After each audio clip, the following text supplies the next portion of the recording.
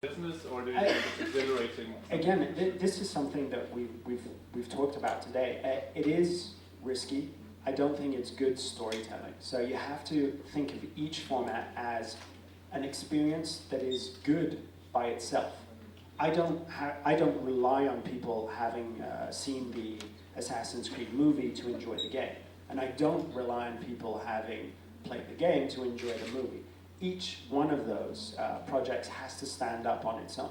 No, that's what I mean, but what if the story itself, basically you have a stretch of story, yeah, and the film is like one part of the story, but it's already, it's an unit of its story. own, and if you play the game, it takes you further into the universe, you know. Well, but you have to think about when is a story in a film satisfactory to the viewer?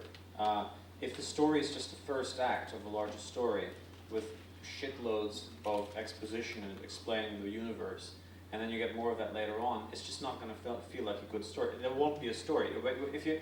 A film needs story. You know, there's companies like Pixar who are purely and simply interested in story, and that's why their films work so much, because they are physicians and chemists of storytelling almost. Because if it doesn't bring the story forward, we're cutting it out of it immediately, and that's how they approach. And that's how they approach their movies, and I think, and that's why they ring so true with audiences, because every single frame of that is progressing the story forward. And transmedia has the danger of making us lose track of that. Oh yeah, because the video game is gonna start, you know, it's gonna explain that, and it's gonna bring the story. That's why no. Because you just, you know, you want to satisfy every audience in whatever medium they're in. And a game, you know, doesn't necessarily need any story at all. Actually, you know, Tetris works pretty well without one.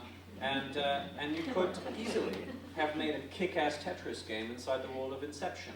You know, you could have just you know, had buildings collapsing on each other and use that and make a kick-ass puzzle game out of that. That would have worked fine, and it would have needed absolutely no story at all. You would have just been inside the dream world or inside the head of Leonardo DiCaprio, for instance. We've actually got to finish the panel now. If you have any questions, don't hesitate to come and talk to us afterwards. Thank you very much for your participation.